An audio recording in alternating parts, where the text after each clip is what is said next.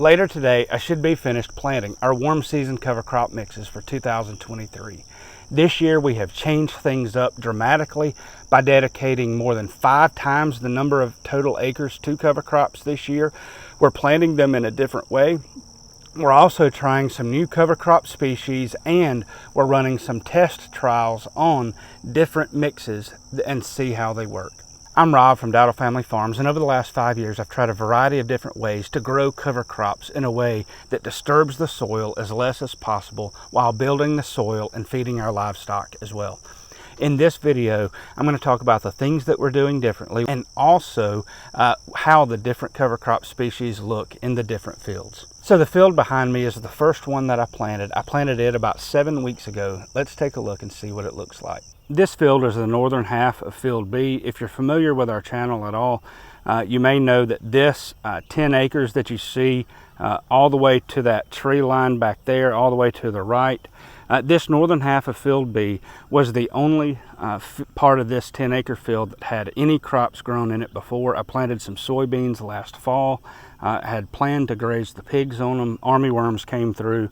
I still put the pigs in there, but they did not get a whole lot of the forage from the soybean plants. I planted this field with our same warm season cover crop mix that is pretty much the dominant part of everything else we plant. So the base of our warm season cover crop mix begins with this Sorghum Sudangrass right there. It's the grass that looks like corn.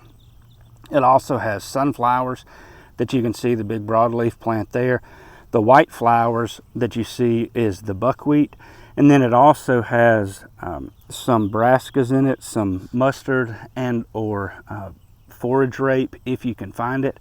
And then for the legumes to help fix nitrogen, I add soybeans and or red ripper cowpeas. This field got red ripper cowpeas. I didn't have the forage soybeans at the time.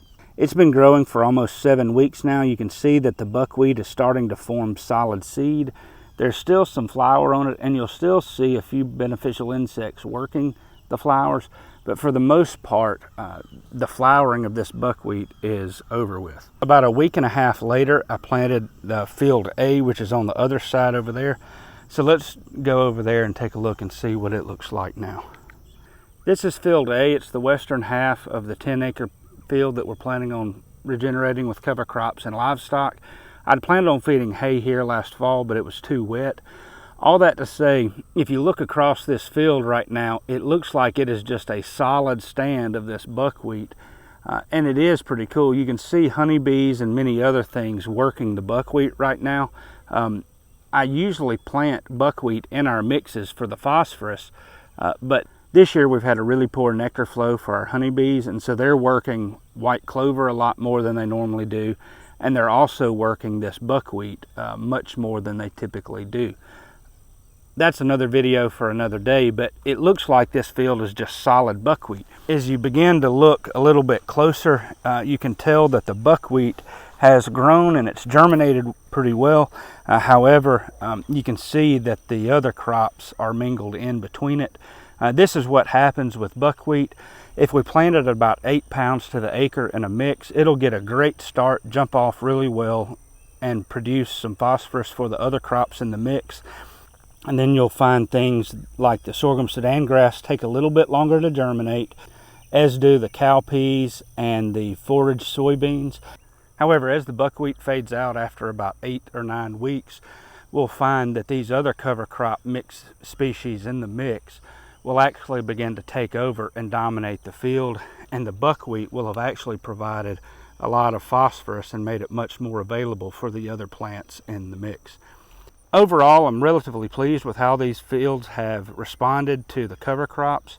I would like to see more benefit, but I have noticed that the first year of planting cover crops, they just don't do very well.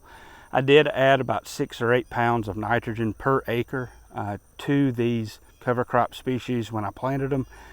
I found that in planting cover crops in new areas, adding a little bit of nitrogen that first year gives it a good jump start.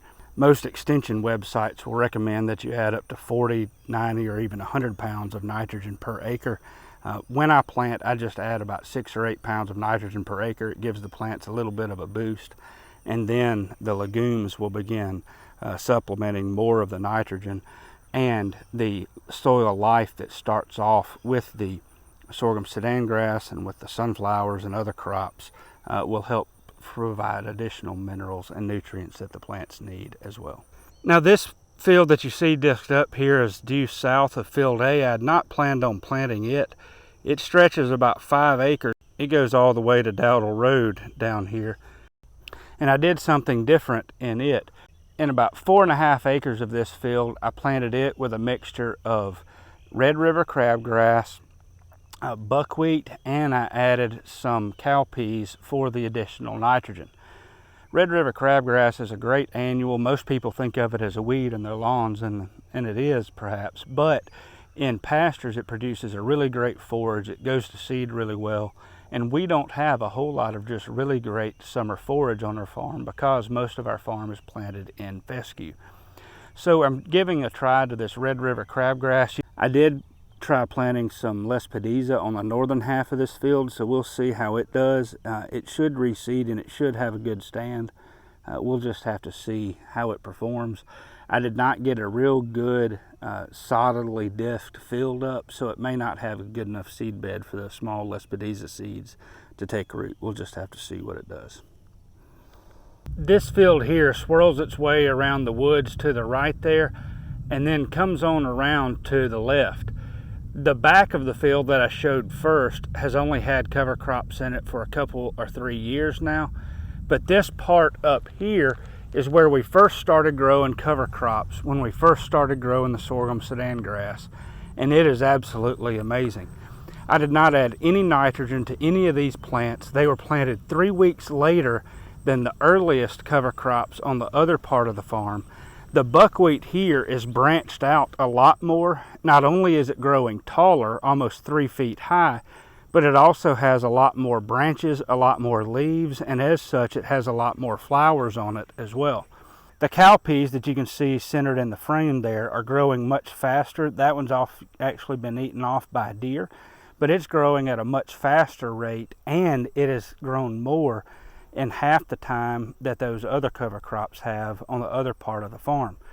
That sorghum sudangrass that you see growing right there in front of the camera that looks like corn, it has already grown almost 3 feet tall, about 2.5 feet tall, and you can see that it's performed much better.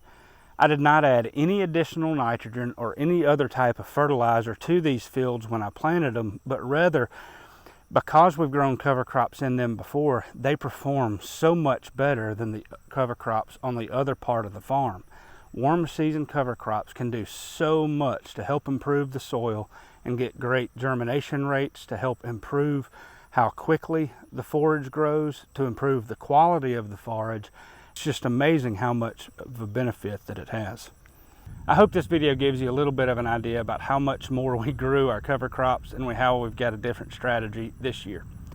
There are several other videos that should be published very soon about how we planted these cover crops, and I'll also have other videos in the next couple weeks talking about the trial of cowpeas versus foraged soybeans as well.